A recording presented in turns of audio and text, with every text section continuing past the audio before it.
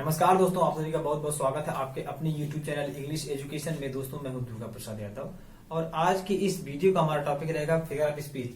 Figure of speech का हमने इसके पहले एक वीडियो बनाया है, उसमें हमने 3 फिगर ऑफ स्पीच को कवर किया था। पहला था हमारा सिंबली, दूसरा मेटाफर और तीसरा था पर्सनिफिकेशन। इन 3 को हम पिछली वीडियो में, इसके पहले वीडियो में कवर किए हैं और अगर आपने उसको अभी तक नहीं देखा तो पहले उन तीनों को आप देख लें ताकि आगे वाला भी टॉपिक आपको पूरी तरह से समझ में आए। तो हमारा इस वीडियो का पहला टॉपिक होगा एपोस्ट्रॉफ। आइए अपनी उस वीडियो को स्टार्ट करते हैं। दोस्तों पहला वाला हमारा है, पहला इसका नाम है क्या है, एपोस्ट्रॉफ। एपोस्ट्रॉफ देखिए, an apostrophe is a direct address to the dead, to the absent और टू ए पर्सनिफाइड ऑब्जेक्ट और आइडियाज। एपोस्ट्रॉफ, एपोस्ट्रॉफ का मतलब, एपोस्ट्रॉफ का हिंदी नाम होता है संबोधन। संबोधन, संबोधन का मतलब क्या, किसी भी व्यक्ति को, किसी भी अमूर्त विचार को संबोधन देना, संबोधित करना, ऐसा कुछ नहीं है। मतलब क्या, इसको तो हम कहते हैं पर्सनिफिकेशन। जब हम किसी को क्या करते हैं, जब हम किसी को आदमी की तरह व्यक्त करते हैं तो उसको हम कहते हैं पर्सनिफिकेशन। दोस्तों बहुत ध्यान सुनिएगा, बहुत ही कम लोगों को हो पाता है क्लियर कि पर्सनिफिकेशन क्या है और एपोस्ट्रॉफ क्या है। दोस्तों इन दोनों में बहुत ही कंफ्यूजन है, इसलिए ध्यान सुनिएगा। जब हम किसी भी अमूर्त विचार को व्यक्ति की तरह प्रकट करते हैं, जैसे दरवाजे को खटखटाना, तो कौन कर सकता है, कोई व्यक्ति कर सकता है, लेकिन उस व्यक्ति का कोई नाम भी तो होगा ना। जब हम उसके नाम से संबोधन देते हैं तो वहां पे क्या होता है, वहां पे होता है एपोस्ट्रॉफ। लेकिन हम कहते हैं दरवाजा कोई खटखटा रहा है, इसका मतलब क्या है, ये कोई आदमी है, तो यहाँ पे कुछ नहीं है। अगर हम कहेंगे सौभाग्य केवल एक बार दरवाजा खटखटाता है, तब वहां पे होगा पर्सनिफिकेशन। लेकिन अगर हम उसी को किसी के नाम से पुकारेंगे, ठीक है ना, तो वह क्या होगा, एपोस्ट्रॉफ होगा। चलिए आगे देखते हैं हम। हमारा देखिए यहाँ पे हिंदी में भी लिखे हैं, इस अलंकार में मृत अनुपस्थित मानवीकरण किए हुए पदार्थ या विचार को संबोधित किया जाता है। मतलब क्या, किसी भी मानवीकरण किए हुए भी, मतलब क्या, मानवीकरण जो किए जाते हैं उनका भी यहाँ पे हम डिस्कशन करेंगे, ठीक है ना, उनके भी हम नाम को बताएंगे यहाँ पर। चलिए देखते हैं, यहाँ पे पहला हमारा है ओ डेथ, हे मृत्यु, हे मृत्यु कम सून, जल्दी आओ। अब बताइए, जल्दी आने वाला काम कौन कर सकता है, आदमी कर सकता है। जल्दी आओ इसका मतलब आदमी कर सकता है, तो ये पर्सनिफिकेशन तो लग रहा है ना। लेकिन एपोस्ट्रॉफ कैसे होगा ये दोस्तों, एपोस्ट्रॉफ इस तरह से होता है, जैसे आप कहते हैं हे राम आओ, हे सीता आओ, हे गीता सुनो। तो ये क्या होता है, किसी का नाम होता है ना, उसी तरह से यहाँ पे लिखा वो डेथ। हालांकि किसी का नाम तो हम रखते नहीं डेथ, लेकिन किसी का तो नाम ही है ना डेथ। डेथ, मृत्यु का नाम डेथ है। जब हम किसी के नाम को सीधे संबोधन देते हैं तो वही हमारा होता है एपोस्ट्रॉफ, ठीक है ना, ये हमारा होता है एपोस्ट्रॉफ, संबोधन। ओ डेथ, हे मृत्यु कम सुन, जल्दी आओ, इसमें क्या हमारा एपोस्ट्रॉफ है। चलिए दूसरा एग्जांपल देखते हैं, ओ लिबर्टी, अरे आजादी, why are you so dear, तुम कितनी प्रिय हो। आजादी, स्वतंत्रता सभी लोगों को बहुत ही प्रिय है, अच्छी लगती है। तो यहाँ पे ओ लिबर्टी, हे आजादी, हे स्वतंत्रता। तो हम आजादी, स्वतंत्रता, वैसे किसी का नाम रहता नहीं स्वतंत्रता, लेकिन नाम ही तो है ना, आजादी क्या है, एक नाम है। तो हम जब नाम से किसी को संबोधित करते हैं तो क्या होता है हमारा संबोधन, मतलब एपोस्ट्रॉफ होता है। दोस्तों अगला है ओ ग्रेव, अरे कब्र, where is thy victory, victory का मतलब विजय, दाई माने तुम्हारी, अरे कब्र तुम्हारी विजय कहाँ है, वेयर इज दाई विक्ट्री, तुम्हारी विजय कहाँ है। तो यहाँ पे हमको सीधा सीधा ये देखना है, यहाँ पे संबोधन का मार्क भी लगा है, ठीक है। तो ये क्या है, ये हमारा है ग्रेव, ओ ग्रेव, ओ कब्र, तो ये क्या हो गया, ये हमारा हो गया संबोधन, मतलब एपोस्ट्रॉफ। अगला है फ्रेलिटी, फ्रेलिटी का मतलब होता है कमजोरी, कायरता। दाई नेम इज वुमेन, तुम्हारा क्या नाम है, कायरता का नाम क्या है, औरत है। मतलब कमजोरी ही क्या है, औरत है, कमजोरी का नाम क्या होता है, औरत होता है, ठीक है ना, लेडीज।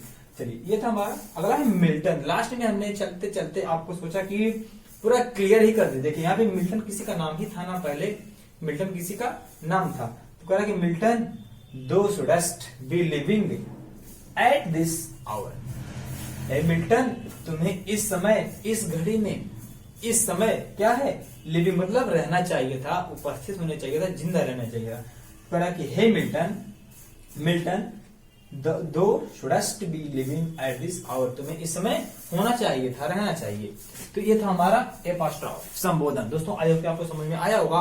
तो आइए हम लोग अपना आप अगला देखते हैं। तो दोस्तों अगला हमारा है ऑक्सीमोरन। ऑक्सीमोरन का मतलब होता है विरोधाभास। आपको इसका नाम सुनने से ही लग रहा होगा विरोधाभास, मतलब बस दो विरोधी स्टेटमेंट, दो विरोधी शब्द, मतलब यहाँ पर विरोधी बातों को एक में मिलाया जाता है, विरोधी बातों को एक साथ कहा जाता है। मतलब जैसे सही है तो झूठ है, झूठ है तो सही है, अगर मीठा है तो दर्द है, दर्द है तो मीठा है। मतलब इसका क्या, इसका मतलब क्या हुआ, यही तो है जनाब, यही तो है ऑक्सीमोरन, विरोधाभास। देखिए इसके पहले डिफरेंस हम देखते हैं हम लोग। In this figure of speech two opposite qualities are added to the same thing. मतलब क्या इसका होता है, इस अलंकार में एक ही वस्तु में दो परस्पर विरोधी गुणों को दिखाया जाता है। मतलब कह रहा कि इस अलंकार में एक ही वस्तु में एक ही चीज होगी, एक ही वस्तु होगी, और उसी वस्तु के अंदर, उसी चीज के अंदर दो गुण होंगे और दोनों गुण आपस में विरोधी होंगे। मतलब एक ही आदमी के अंदर दो गुण होंगे, एक ही चीज के अंदर दो गुण होंगे। जैसे जैसे पहला हमारा है, he was feeling sweet pain, वह महसूस कर रहा है क्या, स्वीट पेन, मीठा दर्द। अरे भाई अगर वो मीठा है तो दर्द कैसे है, और दर्द है तो मीठा कैसे, दर्द भी कहीं मीठा होता है। तो ये क्या है, विरोधाभास है। अगर दर्द होगा तो तकलीफ होगी, तकलीफ कहीं अच्छी लगती है। तो यही कहने का मतलब है, he was feeling sweet pain, वह मीठा दर्द अनुभव करता है। दूसरा है, it is an open secret. Secret का मतलब क्या, रहस्य होता है, और रहस्य क्या होता है, जो बंद हो, जो किसी को ना पता, वही तो रहस्य होता है। और ओपन का मतलब जो खुला हुआ है, जो सबको पता है। तो ओपन है और सीक्रेट है, दोनों क्या है, इट, यह एक ओपन सीक्रेट है, मतलब एक खुला हुआ रहस्य है। अगर वो खुला हुआ है तो रहस्य कैसे, और रहस्य है तो खुला हुआ कैसे, मतलब क्या, दोनों चीजें एक ही चीज में, एक ही वस्तु में क्या है, विद्यमान है, दोनों विरोधाभास में है, एक दूसरे के विरोधी है। अगला है, James first was the wisest fool. James first एक नाम है दोस्तों, James first was the wisest fool. James first was the wisest fool, wisest का मतलब क्या होता है, बुद्धिमान, और फूल का मतलब क्या होता है, मूर्ख। James first wisest fool, James first एक वाइजेस्ट फूल के नाम से उनको जाना जाता था। वाइजेस्ट फूल की उनको क्या है, उपाधि मिली थी। तो ये वाइजेस्ट फूल क्या है, मतलब जेम्स फर्स्ट वाइजेस्ट भी है, मतलब बुद्धिमान भी है, और फूल का मतलब मूर्ख भी। दोनों गुण क्या है, एक ही आदमी के अंदर विद्यमान है। अगला है, एंड हैविंग नथिंग, उसके पास कुछ भी नहीं है। एंड हैविंग नथिंग, नथिंग का मतलब कुछ भी नहीं है।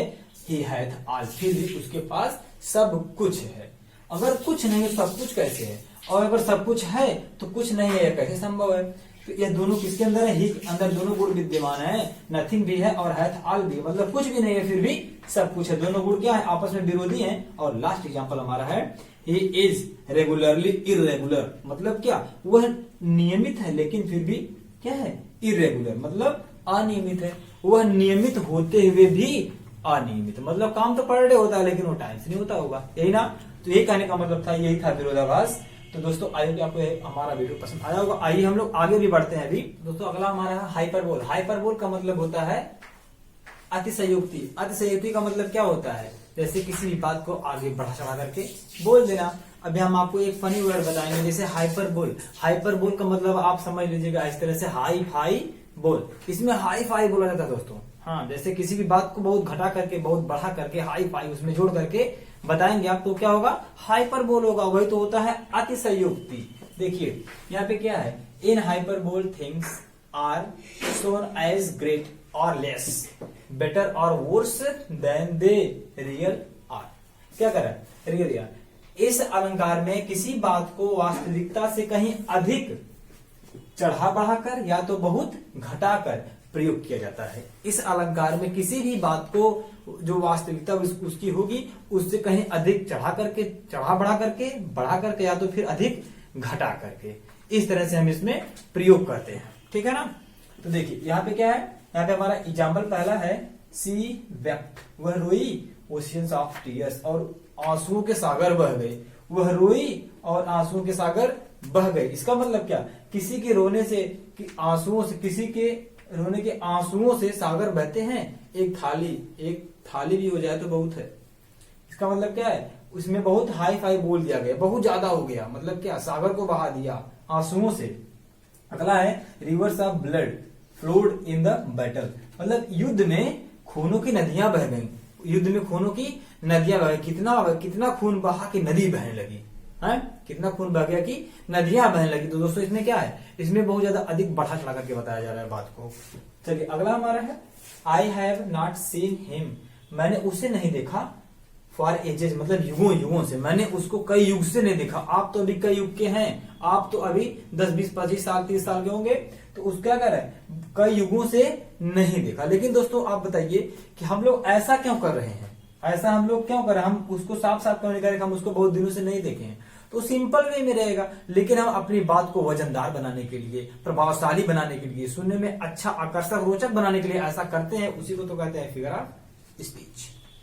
ये था हमारा लास्ट नंबर एग्जाम्पल है द 1000 सा आई एट ए ग्लैंस, मतलब मैंने हजारों लोगों को एट ए ग्लैंस में देखा, मतलब एक ही झलक में मैंने हजारों लोगों को देख लिया, एक ही झलक में मैंने हजारों लोगों को देख लिया। कुछ ज्यादा नहीं हो रहा है, ज्यादा तो हो ही गया कि एक ही झलक में 1000 लोगों को देख लिया। का मतलब होता है ध्वनि सूचक, जैसा कि इसके नाम से आपको समझ में आ रहा होगा, ध्वनि सूचक मतलब इससे प्राकृतिक ध्वनियों का प्राकृतिक ध्वनियों को हम समझते हैं, इससे हमें ध्वनि का पता चलता है। जैसे देखिए यहाँ पे है इन this figure of speech the sound suggests the sense और मीनिंग, मतलब क्या इस अलंकार में आवाज से अर्थ का बोध होता है, अर्थ का बोध होता है।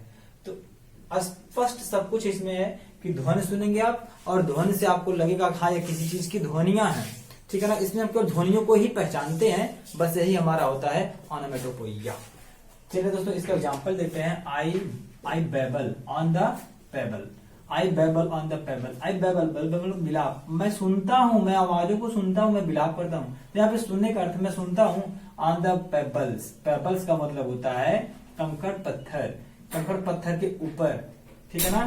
तो जो नदियां पेबल, जो नदियां बहती हैं, जब नदियां कंकड़ पत्थर के ऊपर बह रही हैं, जो आवाज उसमें से आती है निकल करके, उसी को कहा गया है बेबल। मैं कंकड़ पत्थर के ऊपर बहती हुई नदियों की आवाजों को सुनता हूं। नहीं तो अगर हम मीनिंग देखें केवल, तो बेबल का मतलब होता है बिलाप करना और इसका मतलब होता है कंकड़ पत्थर। तो अब यहाँ पे इस तरह सेंटेंस आया आई बेबल ऑन द पेबल, मैं कंकड़ पत्थर के ऊपर नदियों की बहती हुई आवाज को सुनता हूं। तो यहाँ पर हमारा क्या है, ऑनोमेटोपोइया। यहाँ पर पेबल से समझ में आ रहा है कि हाँ इस पे नदी के बहने की ध्वनियों की आवाज सुनाई दे रही है दोस्तों, ठीक है। अगला हमारा है the snake is hisses in the Bush, मतलब स्नेक जो है, सांप जो है वो झाड़ी में, अब उसकी आवाज क्या है, हिसेस है, ठीक है ना, वो उसमें हिसकार रहा है, हिसिस कर रहा है, तो उसकी आवाज को यहाँ बताया गया। हमेशा हमेशा जिस चीज की आवाज होगी उसको भी वहां पर लिखा जाएगा। आपको केवल सभी चीजों की आवाजें पता रहनी चाहिए। कैट्स क्या करती हैं, कुकुस क्या करती हैं, स्नेक क्या करते हैं, जब नदियां बहती हैं तो उसको, उसकी आवाज को क्या कहा जाता है। अब अगर आपको नहीं पता है हाँ बेबल मतलब क्या होता है, पेबल मतलब क्या होता है, तो आप क्या करेंगे जान करके। तो इसकी डेफिनेशन ज्यादा जरूरी है कि आप उन आवाजों को भी जाने। तो स्नेक क्या करते हैं, हिसेस करते हैं, तो ये हमारा हो गया ऑनोमेटोपोइया। द कैट्स म्याऊ, बिल्लियां म्याऊ करती हैं, तो आपको पता हो हाँ ये म्याऊ किसकी आवाज है, कैट की आवाज है। तो यहाँ पर क्या हो गया, यहाँ पर हो गया हमारा ऑनोमेटोपोइया। और अगला है कुकूस, कू मतलब कोयल, कोयल क्या करती है, कूकती है। तो ये कोयल है और कोयल की आवाज कैसी होती है, कू। अगर यहाँ पे हम तो कुकूस कुकूस म्याऊ, तो ये गलत हो जाएगा क्योंकि कुकूस, अब आप सोचें किसी की तो आवाज है, आवाज तो है किसी की, लेकिन इसकी तो नहीं है ना, जो यहाँ पे दिया रहेगा उसी की आवाज होनी चाहिए दोस्तों। अब यहाँ पे द कैट्स कू मतलब क्या, जो ये बिल्लियां होती है वो कूकती हैं, जो कोयल होती हैं वो कूकती हैं, और कोयल म्याऊ नहीं करती हैं। जिस चीज की आवाज होगी, जिस चीज का साउंड होगा, उसको हम वहां पर लिखेंगे। बीज हम, मधुमक्खियां हम का मतलब भिन-भिनाना, यानी प्राकृतिक आवाज है। तो इस तरह से हमारा ये फिगर ऑफ स्पीच का वीडियो खत्म हुआ। आई होप आपको पसंद आया होगा दोस्तों। अगर पसंद आया तो वीडियो को लाइक करें, और अगर आप हमारे चैनल पर नए हैं तो चैनल को सब्सक्राइब करें, बेल आइकन को भी प्रेस करें, और मिलते हैं